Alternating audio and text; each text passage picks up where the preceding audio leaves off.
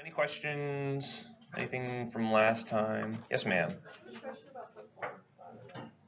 This is physio. This is not farm. What, you can't conflate your top. No, go ahead. Well, you're so if everyone has the same question. Sure.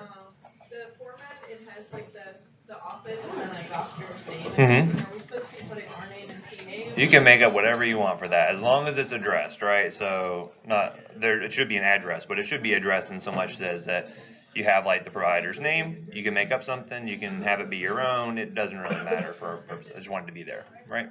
The funnier it is, you don't get any extra points, but I will get some entertainment out of it. So I've had some very funny ones, good like Scrubs references and stuff. Yes, sir. That's going to be due the day of the test. I would recommend having it done beforehand, though, just to give yourself some extra time.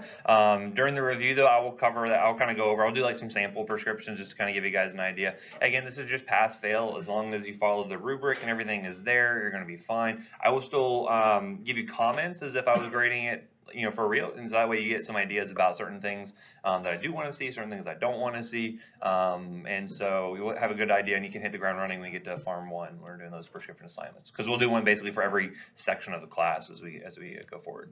Yep. Any other questions? So we're going to finish up our renal stuff today, and so this is actually good. I had a good case from the poison centers on Friday. I didn't know I was on call because they didn't send out the schedule. It's another issue altogether. So as I had my my fussy 6-month-old in my arms, I was getting a call from the poison center to consult with this doc. We had a lady who she was a chronic alcoholic, and so sometimes in alcoholics they don't have any access to alcohol. They don't want to withdraw, right? Because we talked about withdrawal, and I think in farm a little bit. And again, we don't want to upset that homeostasis. So when she loses alcohol access to it, she has to go and find alcohol alternatives. And in fact, she'd actually been in the hospital a couple days earlier for drinking rubbing alcohol. Right? Anyone drank rubbing alcohol before? Doesn't taste good. It's not great. Very harsh on the stomach. But anyway, so this time she didn't have any, and so she ended up drinking windshield washer fluid. Does anyone know what's in windshield washer fluid? It's actually methanol or methyl alcohol. So, does it sound bad? Who knows? Well, I'll tell you what it turns into to see why it's so bad.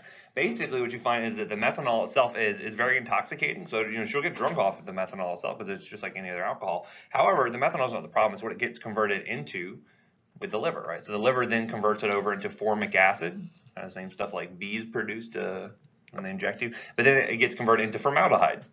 You know where they use formaldehyde?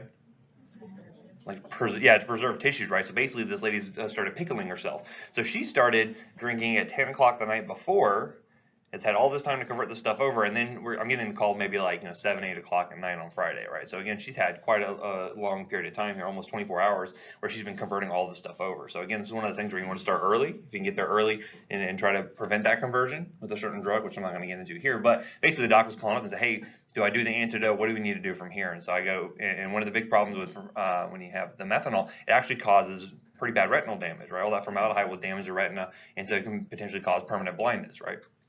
So anyway, so we had to basically get have this patient and say, okay, well, what should we do with this patient? So I said, all right, for one, go ahead and start the antidote. So if there is any methanol around, we're going to prevent that from being converted into the formaldehyde. So that's the first thing. And then the next thing was a stat nephrology consult, right? So it's always good to know what specialist to go to in a certain case. In this case, this is one of those things where I want to get rid of all those toxic byproducts. I want to get rid of that methanol, and that's where nephrology can help me out. Anyone know what we did for that patient with nephrology? Dialysis, yeah. So that was one of those things where we need stat nephrology consult, get stat dialysis started for this patient. So fortunately, our vital signs were looking okay. Getting dialysis started shouldn't have been too big of a problem. But they were to come in, get dialysis started, pull all that stuff off of her, and then hopefully kind of deal with the fallout afterwards, essentially, to figure out what kind of eye damage has been done. So that's where like ophthalmology is going to be able to come in and kind of help us out, determine what kind of damage. Because again, I asked the doc, I said, hey, did you do a fundoscopic exam? How did that look? He's like, honestly, the eyes are so glazed over. I mean, this patient had already had a seizure, was intubated, she was doing very poorly at that time. He's like, eyes are so glazed over, I can't even get a good exam. So all right, get opto on board too. So again, it's one of those things where it's good to know your organ systems, know how to like pull stuff off if you need to, know how to utilize all your resources. So anyway, that was like kind of interesting case from Friday essentially. Any questions about that? Again, if you want to know more about it, I can go into way bigger detail about tox stuff. I can talk about that all day long. Anywho, let's finish up with our renal. We're going to GI, so we're talking about reabsorption. We're talking about excretion. Remember, when things come directly out of the glomerulus, what do you call that? That's a filtrate, right? So that stuff has been filtered. If things are getting put into the renal tubule afterwards, what do you call that? that's secretion, and then when you have things that are taken out of the renal tubule, reabsorption, good, and then whatever comes out as urine, excretion, good. So it's good to know the different terms. So anyway, so the excretion rate, you're going to find that basically is going to be determined by what gets filtered at the glomerulus, how much of it either gets reabsorbed into the peritubular capillaries or whatever gets secreted into it. So you're going to have a kind of a net amount of stuff that basically gets excreted. And again, in order to determine how good the kidneys are functioning, we want to use something that's going to be able to have very little reabsorption or very little secretion. So that way, whatever gets filtered, it's going to come out in the urine, right? So again, you want to have kind of a one-to-one there, so that way you can kind of assess, like, okay, whatever's coming out, we can have a good idea of what's actually being filtered. That gives us our glomerular filtration rate, or GFR, which is again going to tell us how good the kidneys are functioning. Decreased GFR tells me kidneys are not filtering very much. Again, kidneys are not functioning well. Bad things can happen, right? And like entering into waste products, I'm not managing electrolytes appropriately. Acid-base status is going to go out of whack. So a couple of things that we can use that can help us to determine GFR are going to be creatinine, which, where does creatinine come from? Right, it comes down from muscle breakdown. Creatine gets broken down into creatinine. We can measure that, and then also there's another product called inulin. Now, inulin is not something that your body normally produces. It's something we can give to the patient. So again, if we give a certain amount to the patient, then we can determine what's coming out. That gives us a very good idea of what is actually being filtered and how well the kidneys are functioning at that point. So again, the other things we're going to see, other excretion products are going to be things like urea, another waste product of protein metabolism. And so again, this is one that also gets filtered at Bowman's capsule. You do see about 50% of it getting reabsorbed the proximal convoluted tubule here, and then you're going to see that have further reabsorption. Now again, you're going to find that when you have very concentrated urine, you're going to find that urea is going to be in high proportions there. But urea is good because it actually help with reabsorption here at the collecting duct. You're going to find it gets reabsorbed to some degree here, and it's going to help to maintain some of the osmolarity around like the loop of Henle and whatnot. So again, some of it's going to reabsorb and then secreted back into the loop of Henle here. But again, by maintaining this, we can make sure that we can get the right concentration in the urine. If we need to hold on to fluid, if we need to get rid of fluid, urea can be a big help with doing this. Okay, so let's look at renal plasma clearance. So if we were to look at, say, the clearance of inulin, say we're going to try to estimate what a patient's GFR is going to be, you can do that with this equation here. And again, I'm not going to have you memorize this, but again, just know kind of what the variables, what that's going to entail, kind of the conceptual basis here. So again, looking at GFR, which is just how much product is being filtered by the glomerulus, you're going to find that V is going to be that rate of urine formation. So usually it's going to be like urine volume per minute. So that's basically what's blood flow going through the kidney there.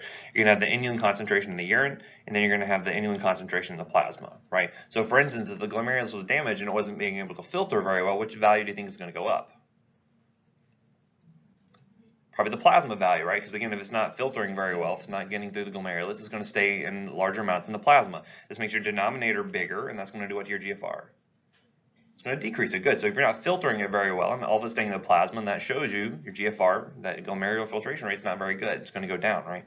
However, if I were to say have a lower value in the plasma, but I was filtering it extremely well, the urine value should go up, right? Because again, that's what I'm collecting from the patient essentially, and that's going to mean GFRs are going to go up in those cases, right? So again, it's good to know if I'm not filtering very well, you'd expect things like the plasma levels to be higher than some of the urine levels. And again, this goes back to even things like with pharm, where if you were looking at things that get exclusively eliminated through the urine, in these cases here, if I had a low GFR, I would expect the plasma level to be what? Elevated, right? Because again, it's not being filtered very well. I'm not excreting those drugs very well, right? So again, this can go back to anything. Inulin, though, I mentioned is a good one because it does not get reabsorbed. It does not get secreted into the renal tubule. So whatever gets filtered is going to come out in the urine, and that gives me a very good idea of what is actually being filtered. Again, in this case, you're just going to have whatever it gets filtered here. The glomerulus is going to come straight out as urine. Again, this will tell me, basically, if I were to say do like a 24-hour urine collection on a patient, exactly how much inulin is in that urine, I can tell exactly how much they've actually been filtered out. Because again, I'm giving the dose to the patient of inulin. I would know the dose I'm putting in. I know the dose I'm getting out essentially. However, we don't do that very frequently. So instead, what we're going to end up doing is using something like creatinine. We'll see that's going to be a pretty good surrogate marker here in just a few minutes. Again, if you were to look at this, say for instance, if a substance, say, is not filtered whatsoever, and again, what type of proteins aren't filtered at the glomerulus? Usually pretty large ones, right? So things like albumin is not going to get filtered through because they're just too big to get through those fenestrations within the capillaries, right? So again, you're going to find the concentration in the renal vein. So again, if after we leave the glomerulus in that renal vein, you'd expect it to be the same concentration as in the renal artery, because again, none of it got filtered in the first place, which is usually a good thing, right? You usually don't want to spill out a ton of proteins in the urine there. So in this point, you'd say, okay, there's zero clearance because none of it actually got filtered in the first place. Kind of make sense? Okay. Now, if we got something that was filtered but not reabsorbed or secreted, so in this case, that inulin I was talking about, so all of it gets filtered very easily. However, none of it gets reabsorbed. You're going to find that the concentration should be pretty low in the renal vein as opposed to renal artery, right? Because again, the renal artery is what's supplying that inulin to the glomerulus. It should be pretty low when it comes out on the other side, on the venous side, right? So again, you'd expect this to be equal to GFR essentially, right? And again, GFR creatinine clearance. We'll talk about creatinine clearance in a few minutes, but basically that's trying to use a calculation to be a surrogate for what our GFR actually is. And again, normal GFR should be around 115 to 125 mLs per minute, okay? Now again, you have patients who can vary wildly, and a lot of our kids, like they have very good GFRs, you can calculate that and it comes up to like, 200, 300 mLs per minute. However, this is pretty normal for like an adult healthy patient, right? Now, if I had something that was filtered, but it was partially reabsorbed, so in this case, be something like urea, you would expect the levels to be low on the venous side, higher on the arterial side, but again, this would be less than GFR. Why is it less than GFR? Partially reabsorbed, so there's not as much of it in the urine there, right? So again, if I was just trying to evaluate someone's renal function just based off urea, that would give me kind of a falsely low value, because again, I'm having some reabsorption of that. The levels coming out in the urine is going to be lower than what I would expect if I had something like inulin that was not being reabsorbed at all, okay? You get things that are filtered but completely reabsorbed. So glucose is a good example of this. And again, this is within certain limits, right? Because remember, all those transporters, they can be saturated, especially if you have like an uncontrolled diabetic patient who does have glucose spilling out in the urine. That would not be this case here. But usually, most healthy kidneys are going to be able to reabsorb almost all glucose. And so again, in this point, you'd expect the renal vein concentration to be the same as the artery. Why is that? It's all reabsorbed, right? So again, all of it's going to go back into those peritubular capillaries, so that concentration coming out in the venous side should be exactly the same as the arterial side, you would expect. And again, at this point, you'd expect the renal clearance of glucose should be zero in that situation, right? Because again, all of it got reabsorbed, even though it is very easily filtered. Glucose is a pretty small molecule, easily filtered, but all is going to be reabsorbed, okay?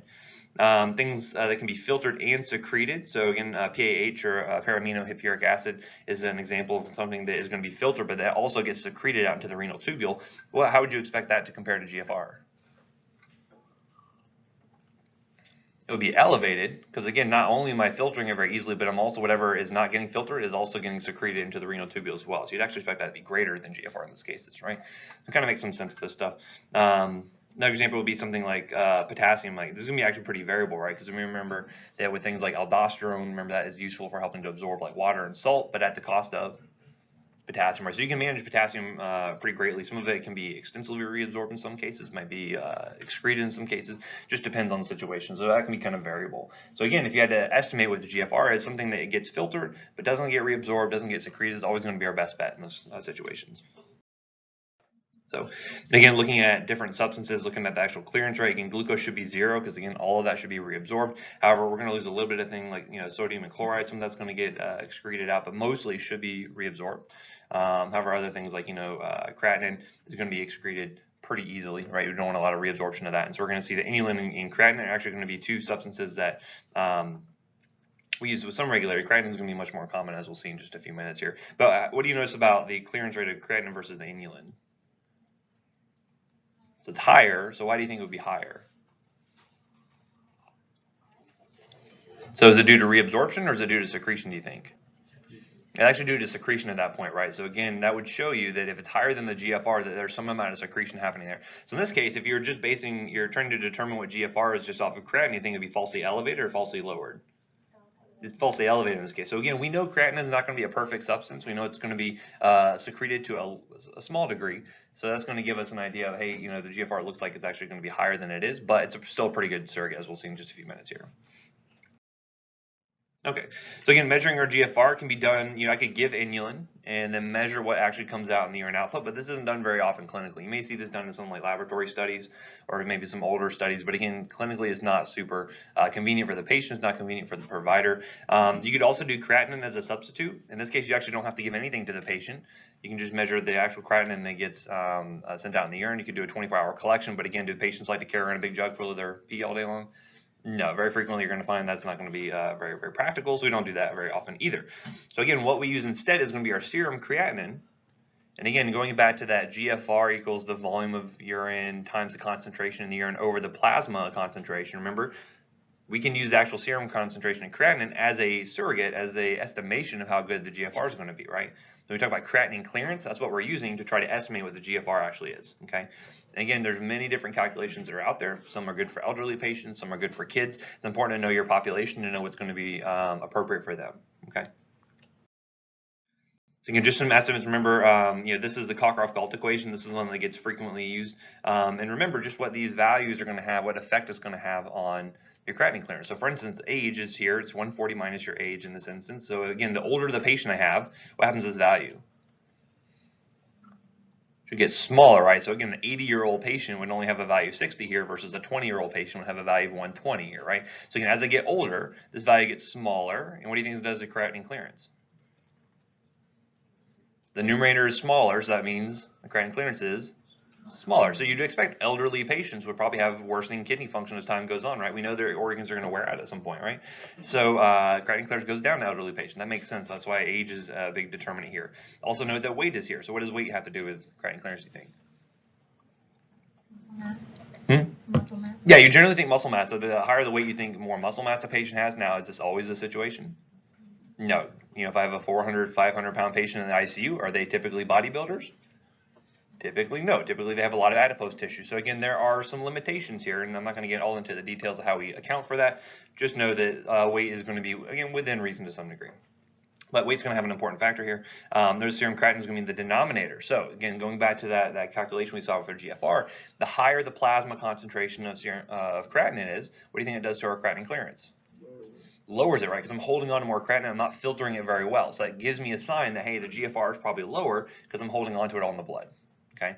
So again, typically when you have a patient, say a normal serum creatinine maybe like 0.8 to 1.2. If I have someone who comes in with a creatinine, say, of 3 or 4, that tells me, hey, they're not filtering it very well. They're holding on to way too much creatinine, right? So I don't know if I mentioned we had a really sick patient who came in a couple weeks ago to Nemours. She was in acute renal failure secondary to sepsis, and her creatinine was 5, right? So again, it looks like for a teenager, that's absolutely abnormal. But because she's holding on to that, we know that her GFR was particularly low, almost non-existent at that point.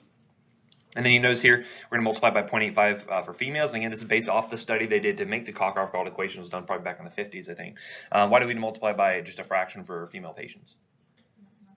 Yeah, usually on a pound-per-pound basis, usually females will have less muscle mass than than male patients will. And then if they have less muscle mass, they produce less creatinine, right? So again, that's basically the calculation they came up with based on the patients they were looking at. So again, if you do these studies back in the 50s, are people today the same as they were in the 50s?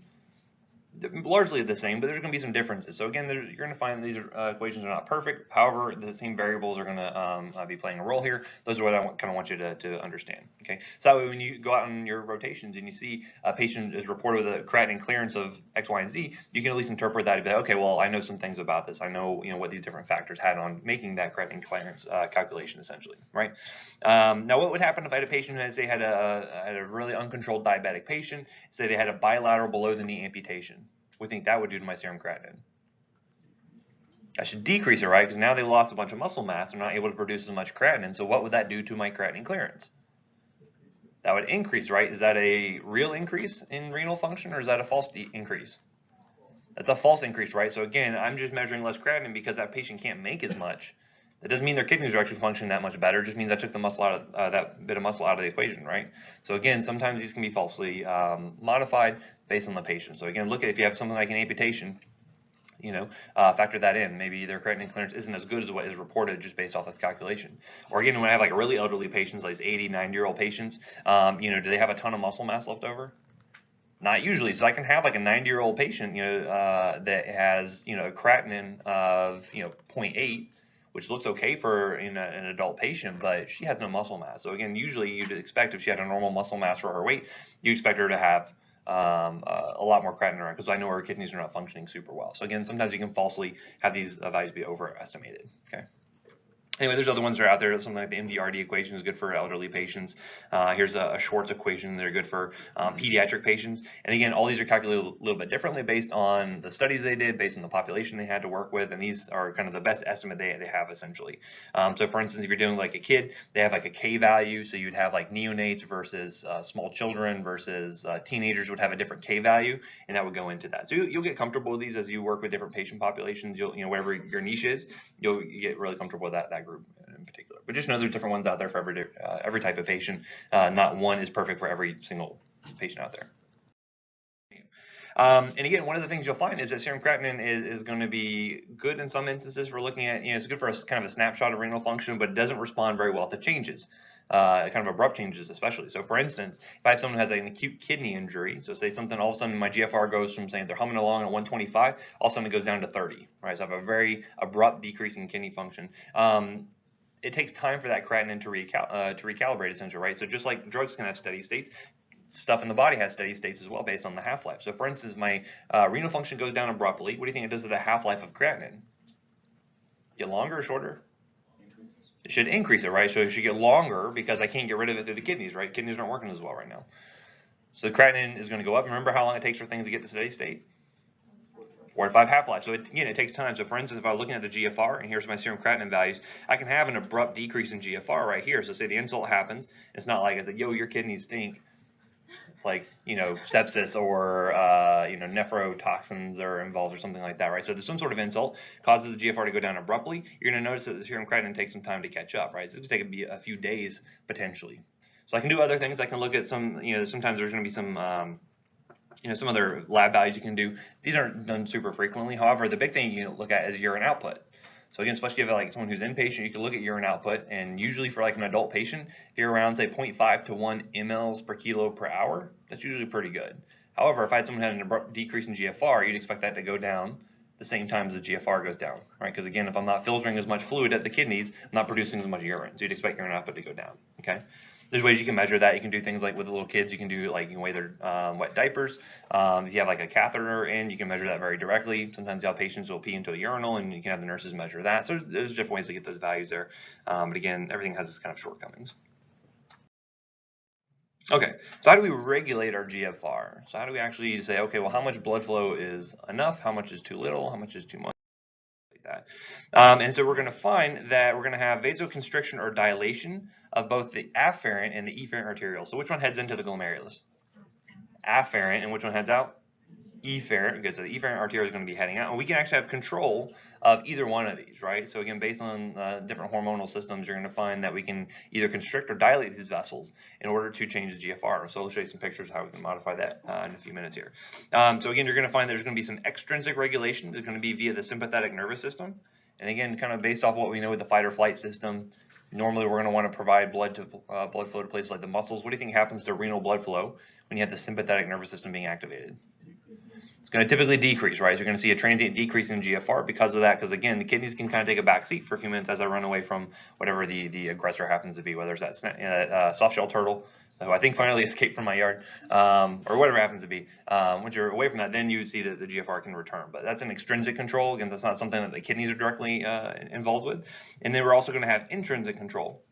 This is going to be called autoregulation of kidney function, and this is going to be from signals with the kidney itself. Remember what was the main hormone that the kidneys will release to control blood pressure? Yeah, renal is going to be playing a big role here, as we'll see in just a few minutes. So that's going to be called autoregulation or intrinsic regulation of renal function, and then you can have other things that are outside of the kidney's control, and that's going to be extrinsic regulation. That's mainly the sympathetic nervous system. So looking in, say for instance we have our afferent arteriole, which is heading into the glomerulus right here. We're going to have our efferent arteriole. Remember, we have things like hydrostatic pressure. And what will change the hydrostatic pressure? It's how much water is it, right? So how much volume is actually there in the glomerulus. Again, that's going to be pushing out, right? So if I have more volume coming into the glomerulus, what do you think that does to hydrostatic pressure? It's going to increase it, right? So again, more pressure forcing out, and that does what to GFR, do you think? Should go up. I should have more pressure forcing out. That should cause filtration to happen, right? And then we also have things like colloidal or osmotic pressure. What provides that? Colloids like albumin, proteins, immune globulins, things like that are going to be providing some colloidal osmotic pressure, and again, that's going to be pulling things in, right? So again, you're going to have kind of this push and pull sort of phenomenon that happens here that will dictate where water is going to flow, essentially, right? Because again, this is a passive process here. So again, if I increase the pressure, I'm going to increase the hydrostatic pressure, that's going to force more filtration to occur. If this decreases, or if I have, say, like an increased osmotic pressure, this is going to cause filtration to go down, right? And remember, the third factor here is going to be the Bowman capsule pressure. Again, if you were to have, say, like backup, or you have like regurgitation or something like that, is preventing flow, this pressure goes up. What do you think it does to GFR? It's going to go down because it's kind of pushing back against that, right? It's pushing back against the hydrostatic pressure there, okay? So again, looking at this, we can change the afferent arterial. We can look and see like what the actual pressure is here. We can change the efferent arterial, either dilated or constricted on either end here, and change pretty dramatically what the GFR is, right? So this is going to be helpful with that autoregulation we're going to talk about. Again, looking at distance along the glomerular capillary as you kind of go up from the afferent to efferent. Again, you should expect to have greater fraction filtered here. Again, as you have higher colloidal pressure, you're going to expect to see that you're going to be having less of it actually being filtered out, because again, more stuff is kind of being held on in those cases here. But let's look at this. Let's look at the efferent and the afferent arterial, see how we can modify this to change how much our GFR is going to change. Okay, so we'll look at the afferent arterial in the first place. So let's say we have vasoconstriction of the afferent arterial. So we have this kind of squeezed down. What do you think that's going to do to our GFR? Should decrease, right? So again, if I put a kink in the hose, what happens to the water coming out of that hose? It's going to decrease, right? So again, if I pinch off a hose or something, I'm going to have less water coming out the end of it because I've increased that pressure there, right? So if I have vasoconstriction of the afferent arterial, you'd expect GFR to go down. Okay, because again, the hydrostatic pressure is going to be going down in those cases there, right? On the other hand, if I were to have dilation of the vessel, the afferent arterial, what do you think would happen? GFR should go up, right? Because I can have more volume heading into the glomerulus. That hydrostatic pressure is going to increase, and that should cause more filtration to actually occur there, right? So, and then looking at the efferent arterial, looking at this, when you have constriction of the efferent arterial, what do you think that does to GFR? That should increase, right? So again, imagine if I were to say, if you're looking at, if I pinch off that hose again on the one end coming out, the water decreases, but looking at the back end, what happens to pressure there? It builds up, right? So I'm building up pressure on the other end there, and that's essentially what's happening. So if I put a kink in the hose here, pressure is going to build up here. That should increase the hydrostatic pressure. That should increase the GFR, okay? If I were to dilate the efferent arterial, what would that do to GFR? I should decrease it, right? So as I'm taking off that pressure there, I'm going to have less hydrostatic pressure. Flow can happen more easily in this direction, heading out of the glomerulus. You're going to find GFR tends to go down in those situations, okay? Makes sense? So again, the biggest thing we're modifying here is the hydrostatic pressure. Osmotic pressure should retain pretty much the same, because again, we're not changing how much protein we're sending to the kidneys necessarily. We're just changing how much blood flow we actually have, how much plasma flow, how much hydrostatic pressure there is. Make sense? So looking at this regulation here, so if you imagine looking at these graphs here, so here's the afferent arterial resistance. So again, as I have more constriction here, you're going to expect the resistance to go up. And we have GFR listed here. And then again, this is going to be kind of normal flow. And here's the renal blood flow. Here's the GFR here, okay? So you imagine, as I increase the afferent arterial resistance, I'm having more constriction here. You're going to notice that the renal blood flow is going to be going down, but what do you know is going down more dramatically? Yeah, GFR is going to be going down pretty significantly there. So I have too much constriction here, you're going to find they're going to have GFR go down, right? So again, for instance, if I were to have, say, something like a prostaglandin that is normally around that causes dilation of these vessels, and all of a sudden I take those prostaglandins away, you're going to have constriction, you're going to have decrease in GFR, and that can lead to acute kidney injury, right? So again, when you ever hear something like someone taking an NSAID like ibuprofen or naproxen and having acute kidney injury associated with it, that's what's happening basically. They're actually preventing those prostaglandins from being produced, and they're having constriction of that afferent arterial, right? That's one way you can modify it. On the other side here, say for instance, we're going to have the efferent arterial being affected, or say we're going to increase the efferent arterial resistance here. So this goes going to go up. You're going to notice the renal blood flow. Notice how it's also going to go down over time as you kind of increase that pressure there, because again, as I increase that pressure, less flow can actually happen overall. However, you're going to notice initially, GFR is going to go up, right? Because again, now I have more pressure at the glomerulus, it's going to increase. However, as renal blood flow is going to go down, you're also going to see GFR will eventually go down as well. So again, all this is within reason. However, typically when you're increasing the squeeze on the efferent arterial, you should expect GFR to go up, traditionally. Okay, so other ways we can modify this is going to be with the sympathetic nervous system with our fight or flight response here. So typically when the sympathetic nervous system is being activated, what is being released? Norepi, and again from the adrenal glands, what is normally released? So cortisol, but also from a catecholamine standpoint. There's norepi and there's also epi as well, right? So again, think like the adrenal glands are releasing more like epinephrine, the sympathetic nerves themselves are releasing like norepi. So when these are getting activated, we want to typically send blood flow to where? So I'm in a fight or flight response. Let it want to go. Skeletal muscle, good. And I also want to go to heart and the head, right? So again, those are kind of the main places. So again, kidneys can take a backseat. So how could I affect that renal blood flow? How could I modify that? If I wanted to shunt blood flow away from the glomerulus to go into the systemic circulation, what can I do? I can squeeze off that afferent arteriole, right? So again, if I were to have something like norepi or epinephrine, basically you're going to find you're going to cause vasoconstriction of the afferent arteriole. So I'm going to have more squeeze on that, and that's going to cause that backflow pressure. So I'm going to have less renal blood flow, right, or less GFR actually occurring there. Because again, the other thing when you have the fight or flight response, what do you want blood volume to do? Do you want to produce a lot of urine when you're in a fight or flight? No, you want to keep blood volume up because again, that helps keep your blood pressure up. That's helping to keep that skeletal muscle perfused, right? So again, when you're going to have fight or flight response, you're going to have the afferent arteriole heading into glomerulus, getting squeezed down by things like norepinephrine, epinephrine. You're going to squeeze that down, that's going to decrease GFR, okay? Again, that's a transient sort of decrease. However, if you have patients who have that going on consistently for too long a period of time, so say like a critically ill patient, or say for instance someone I'm having to give norepi or epinephrine to get their blood pressure up, this is where I can see kidney injury occur here because I'm decreasing that renal blood flow. And again, we said how much oxygen does the kidneys need? A little bit, quite a bit, right? Again, to keep all those transporters working, that's where you can see a lot of acute kidney injury occurring here because all those vessels are constricted. Kidney's not getting as much oxygen-rich blood flow as it really needs. That make sense? Okay, again, all this is to increase blood being diverted to the skeletal muscle in the heart, and then the GFR will be decreased. Urine formation is going to be decreased. However, once that fight or flight response is over, then you expect that afferent arteriole to then dilate back out, and then GFR should go back up. Right.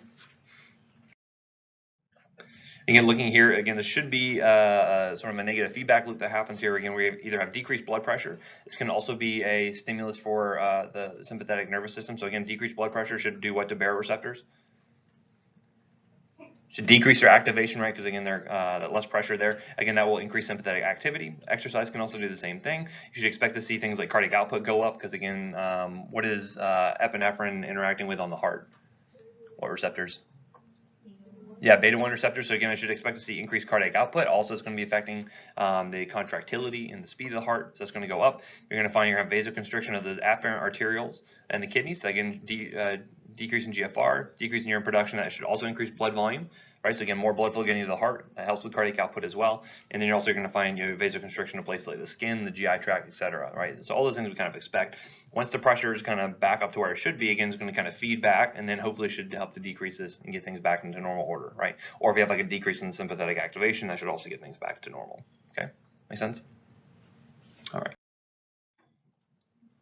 Okay, so looking at the intrinsic autoregulation, so again, this is what the kidneys are actually doing themselves rather than it being affected by the sympathetic nervous system extrinsically. You're going to find that GFR usually is maintained at a pretty constant level for the most part, usually between, say like 70 and 180 millimeters of mercury, even when the blood pressure fluctuates pretty greatly, right? So for instance, if I have a big spike in blood pressure, right, the kidneys don't want to necessarily get overflowed with all that pressure, right? So again, you can find that the kidney has some compensatory mechanisms to try to prevent that. So for instance, if I wanted to prevent too high of a pressure going into the glomerulus, I can do things like squeeze down on that afferent arteriole. I can try to help to decrease the amount of pressure actually coming in and help to maintain the GFR within a certain parameters there, right? So again, you can see here that even if I have mean arterial pressure, right, so even as this is increasing, you're going to notice that renal blood flow should stay pretty constant within a certain range. However, if the blood pressure gets too low, what happens to the renal blood flow and GFR? It's going to go down, right? So again, at some point, there's going to be too little pressure there. It's going to prevent any kind of flow whatsoever. Okay. However, if you have the pressure going up too high, you're going to notice here that also you're going to start to see increase in flow. You're going to see increase in GFR here as well. And again, this is where we have like chronically hypertensive patients. They run into problems because usually too high a pressure in the glomerulus, is that a good thing or a bad thing? Usually bad, because again, you're going to cause wear and tear on the kidneys over time. And so those chronically hypertensive patients typically are going to have chronic kidney disease go along with that, right? So again, it's one of the big problems you run into with those patients. So, and again, and we run into this a lot with like, emergency medicine patients or critically ill patients who are hypotensive. Again, you can maintain renal blood flow within certain parameters, but if you're getting your blood pressure down in like, say, the 80s over 40s or something like that, the kidneys can't handle that low of a pressure, even if you have as much, intrinsic regulation as you want. You're going to find the blood flow is going to go down, is where you can see kidney injury occur here. Okay, so again, this is all within a certain range. If you go on either extreme here, you're going to find the kidneys cannot compensate for that essentially, right? So we're going to look at how they can actually compensate in these cases. And actually, if you're looking at this, for instance, if the pressure is too low, you're going to notice that the afferent arterioles are going to dilate. Why would they dilate? Allows for more plasma to flow in, right, to get filtered better, right?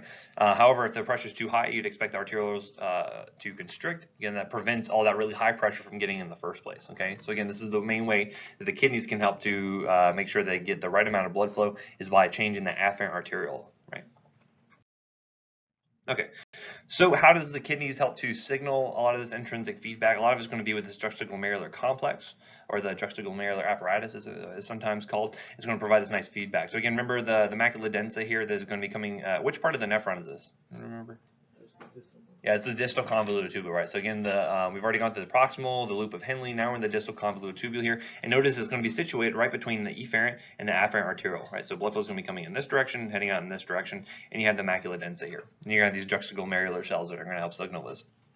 And basically what these cells are going to be able to determine are going to be looking at changes in sodium and changes in the actual plasma, or the actual filtrate volume itself. So decreases in water, decreases in sodium are going to be triggering this off to say, hey, we need to increase the amount of GFR there is. We need to increase the actual amount of filtration that actually happens here. And so one of the big things that this is going to signal off or actually kick off is going to be the renin system, okay? So again, when the kidneys are detecting too little flow, renin-angiotensin system is going to be activated. Remember what that mainly does for us? Increases blood pressure, right? You're going to find the system is going to be vasoconstrictive. And what else does it do? It's also going to increase blood volume by holding on to more water, right? So again, water and salt are going to be held on to, increasing vasoconstriction. That's going to help to increase blood pressure, okay? So we'll look at how that actually occurs here in more detail. So looking at, say, for instance, if you have arterial pressure go down, right? So if, say, for instance, patients like bleeding out, or if they're hypotensive due to infection or something like that, you would expect the glomerular hydrostatic pressure to go down as well, right? So again, we said that the kidneys can maintain a certain balance within reason. However, the arterial pressure gets too low, kidney blood flow, GFR is going to go down, okay? So there's less hydrostatic pressure coming into the glomerulus. You're going to find there's less GFR actually happening here. And so based on that, you're actually going to have less sodium making it to the macula densa, okay? Because again, less of it is being filtered through the glomerulus, so it's going to detect, hey, there's too little sodium here in the actual matter that's being excreted, right? So the actual filtrate that's here, not enough sodium here. So what that's going to do is, to one, it's going to try to increase the amount of proximal sodium reabsorption that occurs here, because again, where sodium goes, what follows? Water, right? So again, if I have sodium chloride reabsorption increasing, I should expect water to be increased in absorption as well. I should expect volume of the blood to go up, right? So again, that would increase the amount of blood volume, and so that could help with the arterial pressure, right? Other things you're going to find, macula densa will then stimulate release of renin, which we know is going to increase the production of angiotensin II, and this is the main sort of mover and shaker as far as the renin-angiotensin system goes. It's going to cause an increase, and we'll look at the efferent arterioles here in a second, but it's actually going to cause an increased squeeze on the efferent arterioles. It's going to cause vasoconstriction there. So what do you think would happen to GFR at this point if I cause an increased squeeze of the efferent arterioles? Should increase it, right? So again, I'm kind of putting a kink on the hose on the outside of it, so that way the GFR pressure, the actual pressure in the glomerulus is going to go up, right? So more volume is staying there because I'm squeezing the outlet essentially, and that pressure goes up, hydrostatic pressure goes up, more GFR should occur, right? So more filtration actually happens there.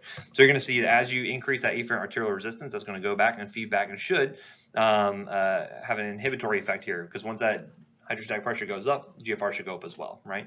The other thing you're going to see here is with the macula densa, as it's detecting low amounts of sodium chloride, you should expect that the afferent arterial resistance is also going to be decreased here as well. So what does this do for us?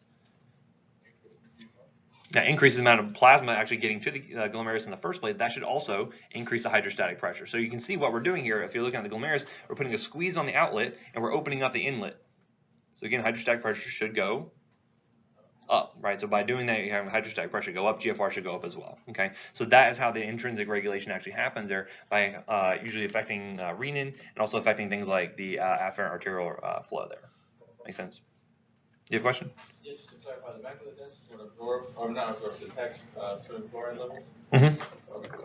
Yeah, so basically they're going to be detecting those sodium chloride levels and then kind of communicating with the cells that are going to be releasing the renin itself, essentially, right? Okay.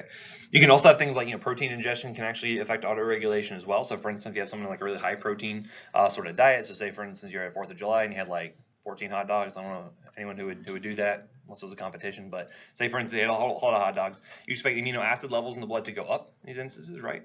And so at this point you'd also expect the proximal tubular amino acid reabsorption should occur as well, because again, how many amino acids should you be spilling out into the urine? Should be 0, right? Because again, you should have pretty much 100% reabsorption there. So again, if I'm having more amino acids being filtered, that means reabsorption is going to have to increase as well to make sure that's still 0 in the excretion, right? So that is going to cause an increase in reabsorption.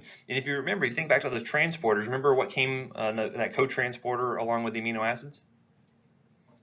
It was sodium, remember? So in order to get more of those amino acids reabsorbed, I have to reabsorb more sodium at that point as well, okay? And so that means that sodium-potassium pumps are going to have to be working hard to make sure that all that sodium gets reabsorbed to cause that sink effect.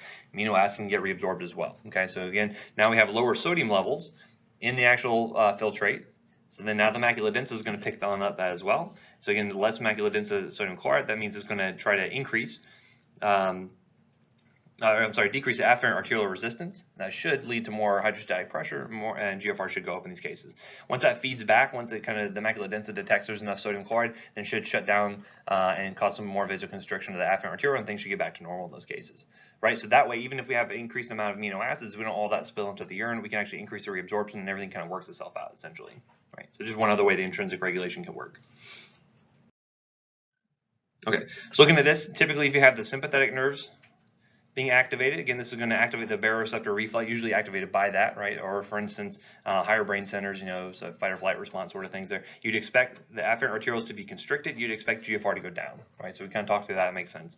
With autoregulation, if they are detecting decreased blood pressure, you should expect the afferent arterioles to dilate, because again, it wants to try to get that pressure back up. So to increase the hydrostatic pressure, it's going to make those vessels dilate. And again, GFR should have no change, right? It's part of the autoregulation. So really no change in GFR within reason. If it's detecting increased blood pressure, you expect the afferent arterioles to constrict to try to prevent all that increased pressure from making it to the glomerulus. Again, no change in GFR. Right, so you can kind of understand if I were to have certain changes. So for instance, if I were to have, say, a patient who has if I had a test question, I'd say a patient who's having, massive bouts of diarrhea and vomiting, they're very dehydrated. How do you think, due to intrinsic autoregulation of the kidneys, what do you expect afferent arterioles to be doing? Constricting or dilating? It should be dilating, right? Because again, blood volume's down, pressure's down. I want to make sure I get that pressure to the kidneys. The afferent arterioles are going to dilate there, right? So that could be an instance of a type of kind of clinical vignette I could put into a test question, and you guys can figure that out based on how you know these steps to work, right? All right. So again, typically when you're looking at hormonal autocoid, is basically going to be products that are going to be released that allow for kind of control of the kidney function itself. You're going to find things like norepinephrine. Typically, you're going to have a decrease in GFR. Epinephrine as well should decrease as well. You have some kind of random things like endothelin, which are going to be released by the endothelial cells and then the linings. You should expect that to decrease GFR. I wouldn't focus on this one so much. It's not really clinically as important for our purposes. Now, angiotensin II should have the effect of causing, again, this is usually released as part of the autoregulation system, so you typically should see no changes in GFR, because again, angiotensin II does what to the efferent arterioles? Going to cause constriction there, right? So again, that's going to help to prevent big changes in GFR in those cases. So it should stay the same to try to prevent decreases there, right? Some of the things like nitric oxide, typically nitric oxide is going to be vasodilatory, so that can actually increase GFR, especially like on the afferent arterioles, and things like prostaglandins. This is a big one from my standpoint, from a drug standpoint, because again, usually you're going to find that the prostaglandins are going to have a vasodilatory sort of effect on the afferent arterioles. So typically, if you have a patient who, say, is older and they are really requiring these prostaglandins to keep their kidney function up, if I give them an NSAID like an ibuprofen or an naproxen, I can decrease this prostaglandin synthesis pretty dramatically and lead to an acute kidney injury. Okay, so again, that's one of those things where you got to be careful. These certain patients, if you start them on a new drug, you can cause their kidneys to go out of whack for a few days, and that can be pretty deleterious for them, especially if they already have existing chronic kidney issues. Okay, so again, I mentioned that the kidneys are very important for helping with control of blood pressure, as we'll see. So again, the liver secreting angiotensinogen. This is going to be something that the kidney, as they secrete renin, will help to convert angiotensinogen into angiotensin 1. And again, from the lungs, we're going to have angiotensin converting enzyme, the ACE enzyme, that actually converts angiotensin 1 to 2, right? And so I mentioned this is going to be kind of the big mover and shaker here as far as the angiotensin system goes. This is what's going to cause increased sympathetic activity. You're going to find increased release of aldosterone. You're going to have increased release of things like ADH. Blood pressure should go up. Water reabsorption should go up. Again, this is all factors of angiotensin 2, right? So typically, blood pressure should do what in the presence of angiotensin 2? Increase. So again, if you have a lot of hypertensive patients, do you think the system is decreased, increased, normal? Usually increase, right? So again, a lot of these patients who are hypertensive typically have an overactive angiotensin system, and so a lot of the medications we're going to use to treat hypertension, because that's usually a pretty heavily medicationally managed sort of disease state, angiotensin 2 is going to be one of our main targets we're going to focus on. If you can either decrease the production of angiotensin 2 by helping to prevent this enzyme from working, or if we can actually block the receptors itself, you can find big changes in blood pressure that are going to be good for your patients, right? So anyway, so again, this is how this regulation actually occurs here. Typically, as the blood pressure goes up, as the renal pressure goes up and GFR goes up, you're going to find that's going to have a negative feedback loop that gets activated here that actually will shut down further renin production, right? So again, one of those things you're going to see is if a patient who, say, is dehydrated, loses a lot of blood volume, typically you see the renin system is going to be increasing in activation, right? And then as the GFR actually goes back up in response to that, then you should start to see the renin system actually get decreased in that point, okay? And we're going to more in detail on this in a few minutes, but these are kind of the general overview of what's happening here. So again, notice that angiotensin 2 is going to cause salt and water reabsorption, right? It's going to cause an increase in aldosterone secretion, and again, aldosterone does what for us? Salt and water reabsorption, good. That's at the cost of potassium. We're going to have increased ADH secretion, which does what? Is that because of some vasoconstriction? What else does it do in the kidney? Yeah, increased water absorption. Remember, it puts those aquaporin channels in the collecting duct to cause more water to be reabsorbed. And then also constriction of the efferent arteriole. Okay, so again, this is another one of those cases where a lot of patients who have chronic issues with their kidneys, oftentimes they're very dependent on having angiotensin 2 around to cause constriction of that efferent arteriole. Because again, if I decrease that pressure, if I decrease or cause vasodilation there by decreasing angiotensin 2, what do you think that does to GFR? Can go down for those patients, right? Because typically by increasing squeeze on the efferent arteriole, you should expect GFR to go up, right? Because I'm putting higher pressure there on the glomerulus. This is another one of those cases where if you start a patient with chronic kidney disease, you start them on something that decreases angiotensin 2 levels, you can actually cause an acute kidney injury as well, right? So if you ever hear that, like I gave someone lisinopril, all of a sudden their kidney function goes down, it's related to that. Because if I decrease the amount of angiotensin 2 that's around, you're going to find that that efferent arteriole will dilate and then pressure goes down. GFR is going to go down in those cases there, right? So again, when we get into pharma, we'll talk about more examples of that, but just kind of keep these systems in mind that if I modify any of these, such as medications or diseases, that you can find big changes there, right? So you can kind of walk through this, so no point in belaboring this, but typically, again, ADH secretion, aldosterone secretion, vasoconstriction, these are all the big things you're going to be seeing with the RAS system. Okay, and again, looking at this, again, sodium water retention with aldosterone, but again, you should see potassium levels go down. Arginine vasopressin or ADH, vasoconstriction and water retention. Okay. And the angiotensin 2 itself is the vasoconstrictor, right? So that's going to actually cause direct vasoconstriction of the efferent arterioles there. So again, if you imagine if I were to say something like, decrease the activity of this angiotensin converting enzyme, say I were to get something to block that, what do you think would happen? Blood pressure should go down, right? Because I have less vasoconstrictor around. What do you think happens to the kidneys? I have less salt and water reabsorption, I have less water retention there. So again, all that's really good to help kind of get that blood volume down to regulate it so that way the patients are not hypertensive anymore, right? So again, it's a very powerful system you can mess with in your patients to try to help manage things like blood pressure and a host of other diseases we'll see as we get into other classes.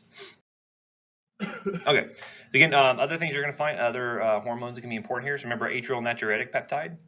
What stimulated a response or release of ANP? Yeah, stretch of the atria, which was caused by what?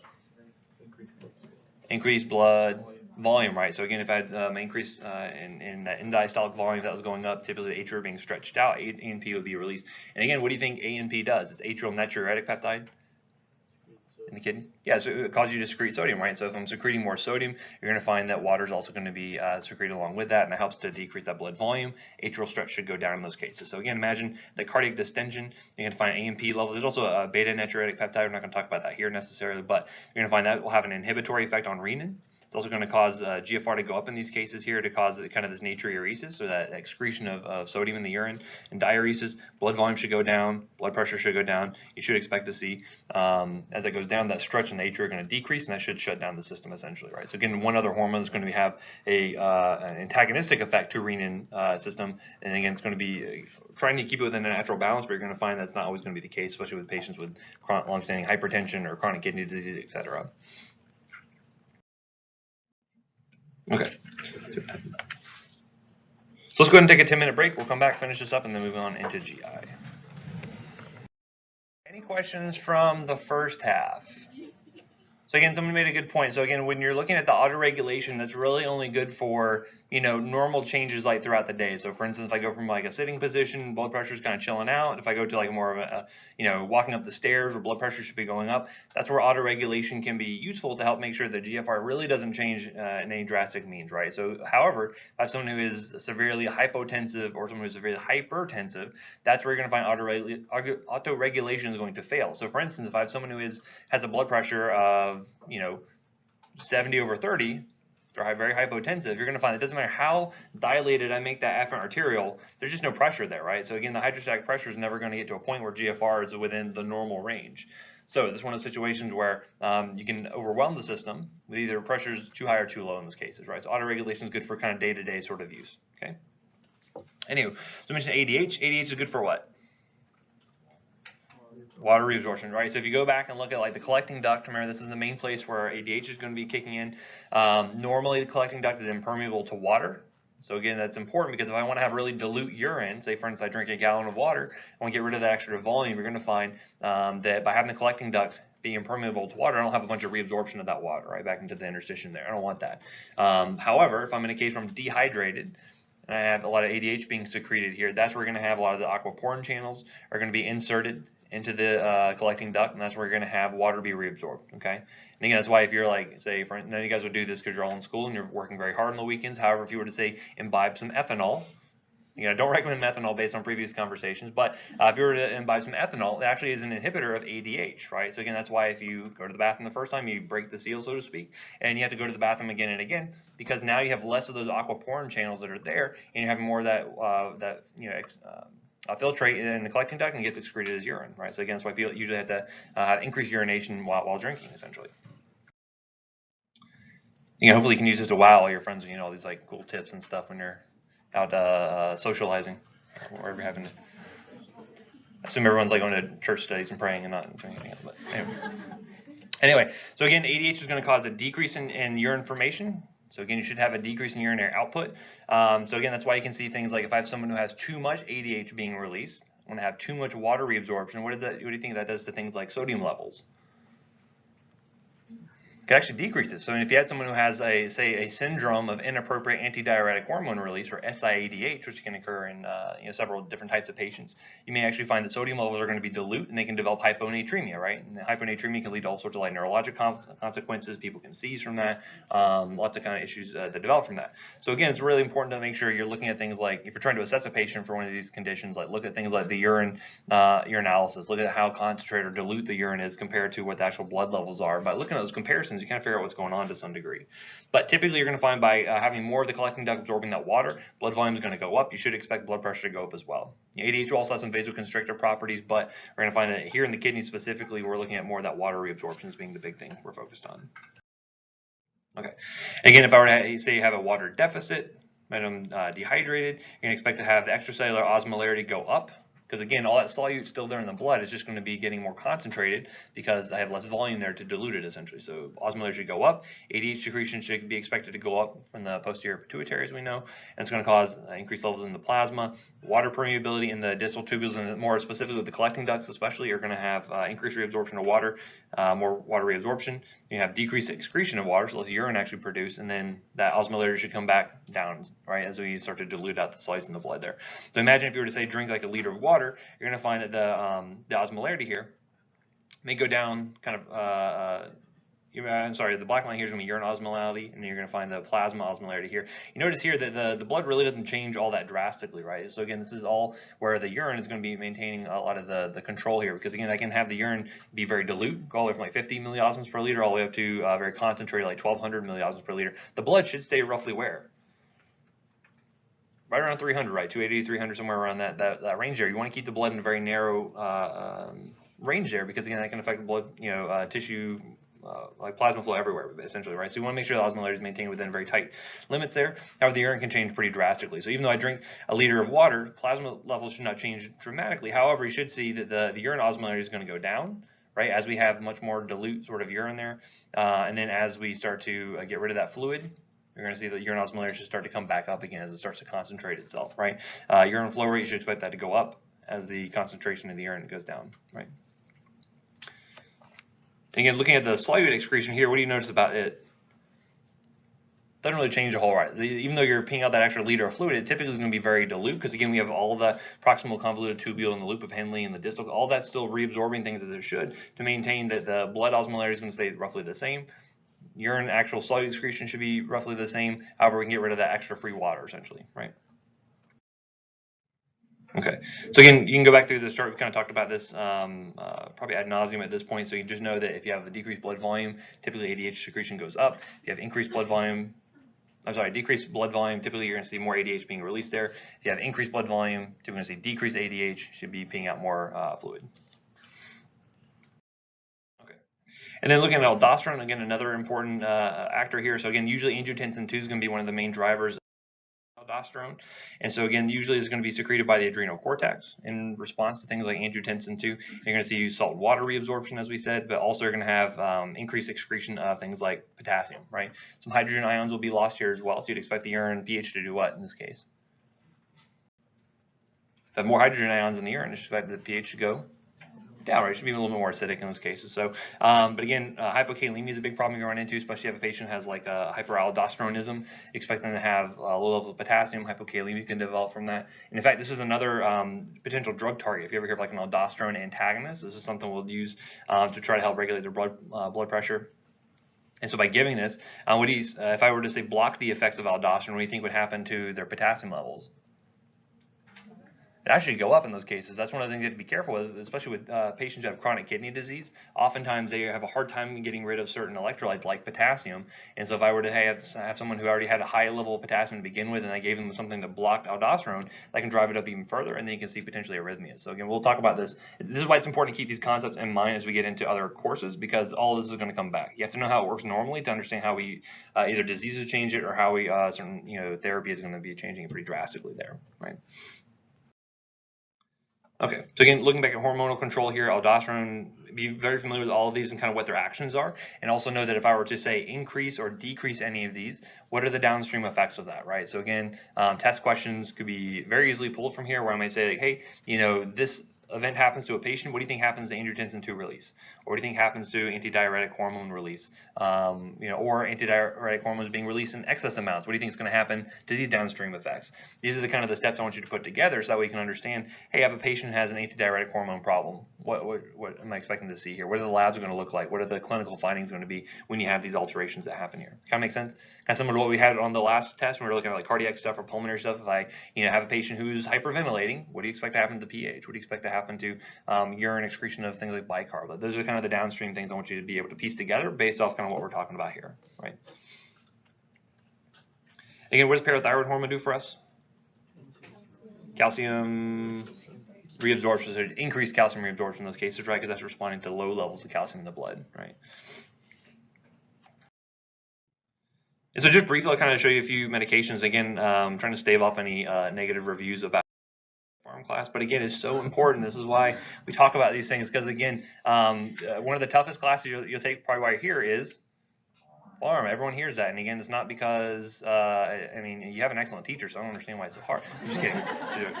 No, but because it's tough, because you have to understand like all these different drugs, how are they working, how are they affecting the system. So by having a really good understanding here of how the kidneys function normally, you can see how we can modify these things a little bit. So for instance, let's look at a few different classes here. So things like loop diuretics, we'll look at thiazide diuretics, and then an osmotic diuretic here. So again, loops, very common. Anyone ever heard of Lasix before?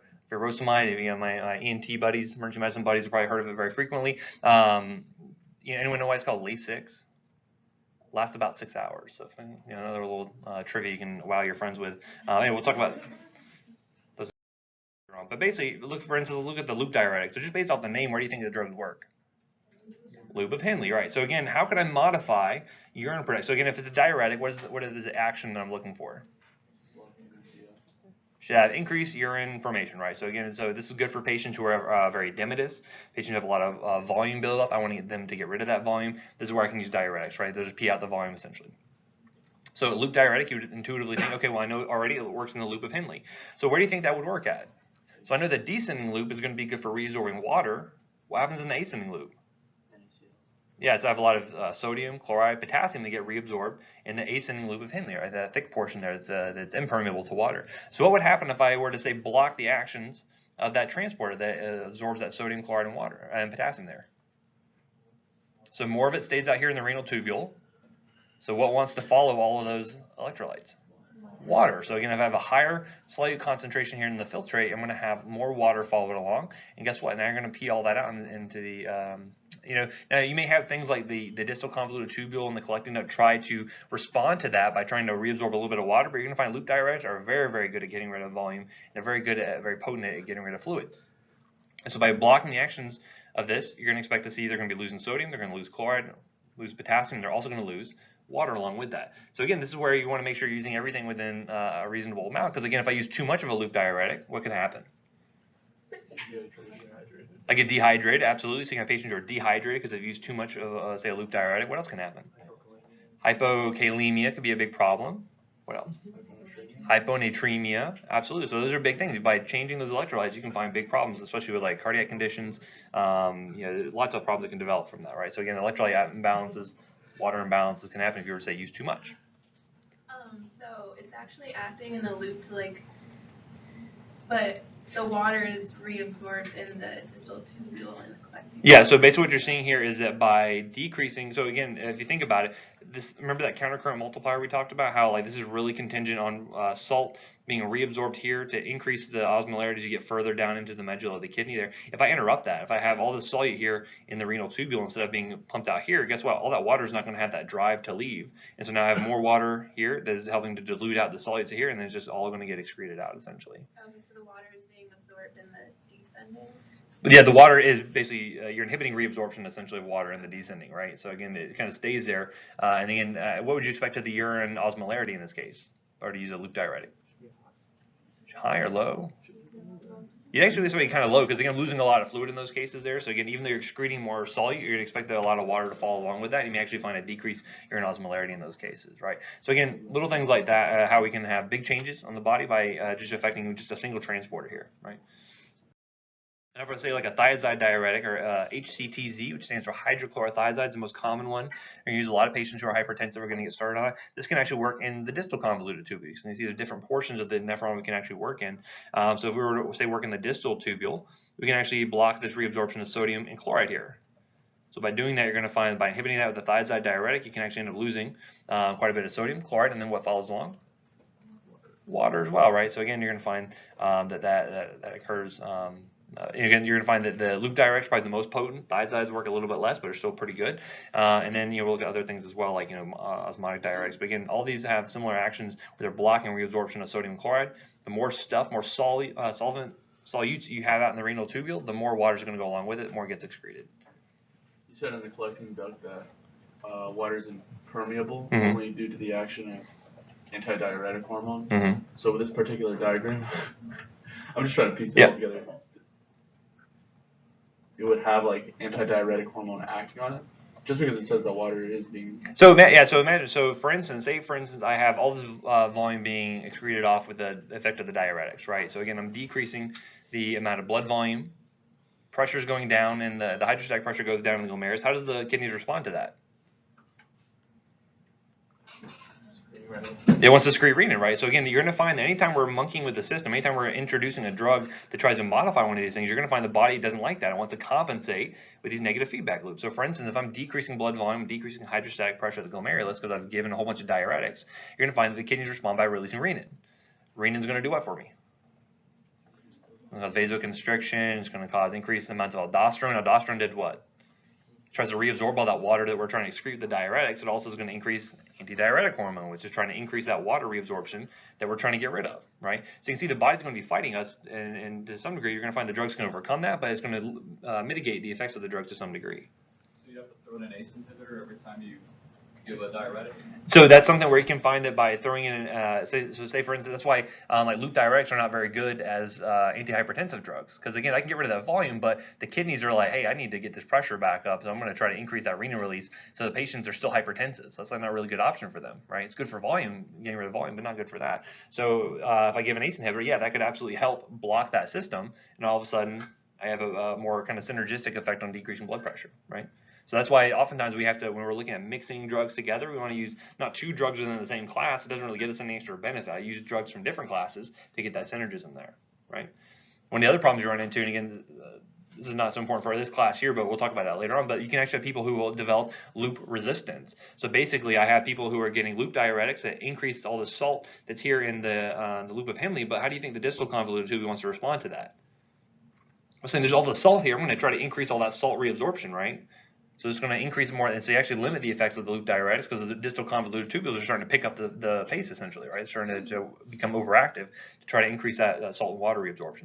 So what can we do? We can actually give a thiazide along with a loop diuretic, and now all of a sudden you're blocking this off at 2 portions of the kidney. Guess what? You have a ton of volume release. So a lot of our patients who are kind of chronically volume overloaded, or patients who are on a lot of loop diuretics, they develop this resistance to it because their distal convoluted tubule kind of working overdrive. I'll mix a small dose of the thiazide diuretic, and all of a sudden, all the volume just comes right out. It's great.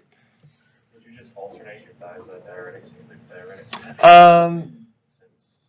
Potentially, because it doesn't get done very frequently. Because again, you're going to find that you know, that volume, as soon as you take them off the loop diuretic, all that volume is going to start to kind of accumulate again. And you need to really kind of do something about that. And thiazides frequently aren't good enough to get rid of volume like a loop can in a lot of cases. So again, it's all within reason, depending on the type of patient you're dealing with, etc.